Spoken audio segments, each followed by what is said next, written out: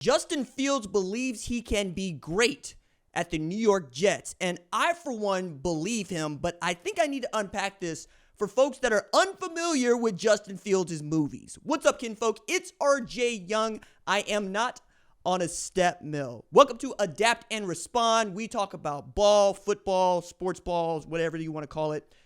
Really, I'm here to talk about football. I really love football, and this is an opportunity for me to do that now that I've said football like 12 times. So let's talk about the Jets. Let's talk about Justin Fields. Let's talk about what he's walking into. He's got a first-year head coach in Aaron Glenn. He's got a first-year offensive coordinator in Tanner Eggstrom. But he's not new to this, right? He's 8-4 as a starter, 17 TDs, 7 turnovers.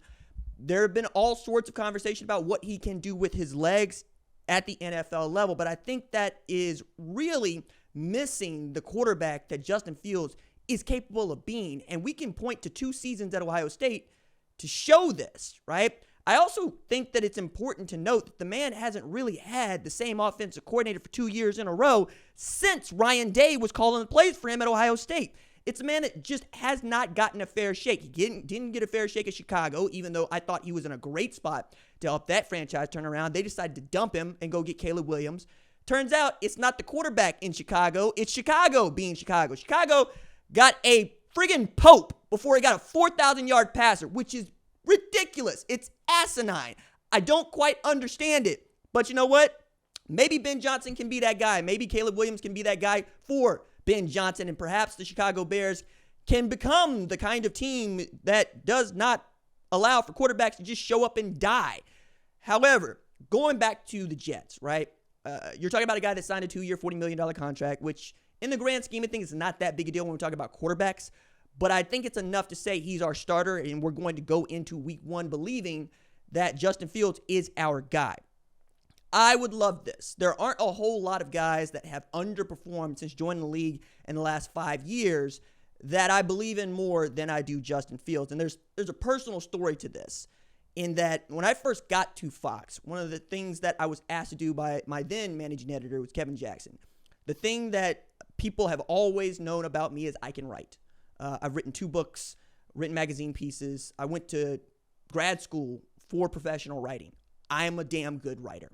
However, when KJ says to me, hey, what's your Michael Jordan story? I'm going, oh my God, Justin Fields at Ohio State. And he goes, cool, go get him. Dog. All right, so what ends up happening there is I get to meet Avant Fields, Justin's father, and we get to talk about Justin growing up, and we get to talk about just what kind of player he was in Little League, in high school, at Georgia, at Ohio State. What would have happened if he decided to go to Penn State? Well, Butch Jones really wanted him at Tennessee, but he already committed to Emory Jones. Think about that for a second. And I get to write this really great feature about Justin Fields and solidify the spot that I am occupying now as National College Football Analyst at Fox Sports. So there's that. There's also, every time Justin Fields has been given an opportunity to go win, that's what he does, right? Like, the idea that Kirby Smart would rather see Jake Fromm throw passes than Justin Fields go be great was ridiculous. I really hated it. I think everybody hated it that rooted for Georgia or rooted for college football. You knew you had Justin Fields back there, and you were treating him as if he could not throw the ball. You were just using him on short yardage, which is insulting in this day and age of football where you have a player of his caliber. He transfers to Ohio State. He's going to compete with Tate Martell for the job. The first thing that Tate Martell wants to tell anybody that would listen is it's really difficult to learn Ryan Day's offense. Oh, really? Is that why Justin Fields went for 3,200 yards, 41 TDs in his first year as the starting quarterback? Think about that. He only threw for 3,200 yards, and he had 41 passing touchdowns. Passing touchdowns. He also was one of those guys that is at the forefront of, we need to be playing football in 2020. He got up on the table and said, I want to play. And when they finally got a chance to play in late November, Justin Fields took Ohio State all the way to the national championship game, where he was kind of injured, but I don't think it would have mattered that much, as that Alabama team is one of the best teams to ever play football. You lose the game. Okay. And then he goes into the NFL draft. And I'm thinking, why are we talking about Justin Fields and Trey Lance in the same sentence? Why are we doing this? I understand Trey Lance did some things at North Dakota State, but now you've seen one of those guys didn't actually get to start and has been since traded 2 times after being that top 3 pick. Now, we're talking about Justin Fields going into one of the craziest media markets in all of sports to try to lead a franchise that hasn't been good, like legitimately good, since I was a kid. Certainly not since I was in high school, right? And you're thinking about butt fumble and Mark Sanchez during that time. But I think knowing that Aaron is going to be behind Justin and knowing what kind of tools you're going to have around him, guys like Breece Hall, who I really, really love, by the way, a unanimous All-American. Brock Purdy owes his career at Iowa State to Breece Hall being a unanimous All-American. Full stop. Anybody that watched Iowa State football will tell you the same damn thing. There's a reason why one of those guys should have been a Heisman Trophy finalist, was the first unanimous All-American at Iowa State since Troy. And then we got to go back and we take a look at Brock Purdy getting drafted dead last in the NFL draft, and he signed a multi-year contract. The idea that you value Brock Purdy more at San Francisco than you would Justin Fields anywhere else, I don't always get behind these things, and I get that the NFL looks at itself as in a vacuum, right? Like the things that happen before guys get to the NFL don't matter. Sometimes that's what it is. This is not one of those times. It's not one of those times. So what does Justin Fields actually need to do as a full-time starter to the Jets to be great, to be what he thinks he can be? Can you do better than 3,900 yards passing, 28 TDs, and 11 picks? Can you do better than that? Because I think you can. Because that's what Aaron Rodgers did last year, right? Now, we can have a different discussion about what kind of Aaron Rodgers we saw there, or we can have the kind of discussion that I think we want to have, which is, can he measure up to the kind of resume over time that Aaron Rodgers was able to accumulate? I think given every year that he could start, we could look at this, right? So tops, we're looking at probably what?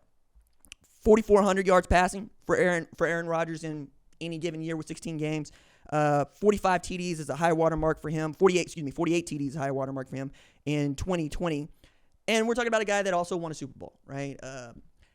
I don't know that the Jets themselves can get out of their own way here, but I don't think that Justin Fields will be your holdback to playing for a Super Bowl. I really don't. I think in that AFC, there's only, there's really just 3 teams you got to worry about, but those 3 teams are all monsters. We all know what Patrick Mahomes is doing out there. We all know what the Bills are about. We all know what the Ravens are about. We all know that the Pittsburgh Steelers just don't have losing seasons. Even as I'm thinking about that particular franchise and what they've been able to do, it's going to be fun to watch the Jets play.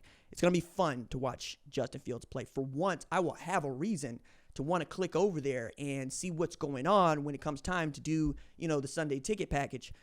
But the people that are willing to doubt Justin Fields still astound me, because anybody that has watched him play at Ohio State will tell you the same thing. That dude is him. That's as close as they got to a Jordan-esque player before at quarterback. You put Justin Fields in the Will Howard situation, you don't lose a game. You're the number 1 team the whole way through. Like, that's the difference here. I think had he been given another shot and had they not have to go through Georgia or Alabama to win championships, we're talking about Ryan Day probably having 3 now, right? As opposed to just 1, let alone what he might do or might not do against Michigan, which also merits. The idea that you, for whatever reason, do not believe in Justin Fields and his ability to go win football games just shows me how little you have watched of his movies. I think they know what they have in this player, and I applaud him for not getting beat down like many quarterbacks might in this position. I mean, we're not talking about Trevor Lawrence being a world beater either, right? It's really what you put around him, and they're getting better, right? Travis Hunter's going to be over there. They're going to have dudes. It's really, can you put around him some wideouts and some tailbacks and some protection to let him go be great? And I think that Aaron's going to do that. I have little doubt about if Justin Fields is able to drive the car. I have some doubts about what car you're going to put him in, because I'm here to tell you, Fernando Alonso is one of the greatest race car drivers of my lifetime. He's got 2 world championships in F1, but that Aston Martin is a crap box, and it doesn't matter how good you are as a driver if the car they put you in is crap. Don't put him in a crap car. Then let's watch Justin fly.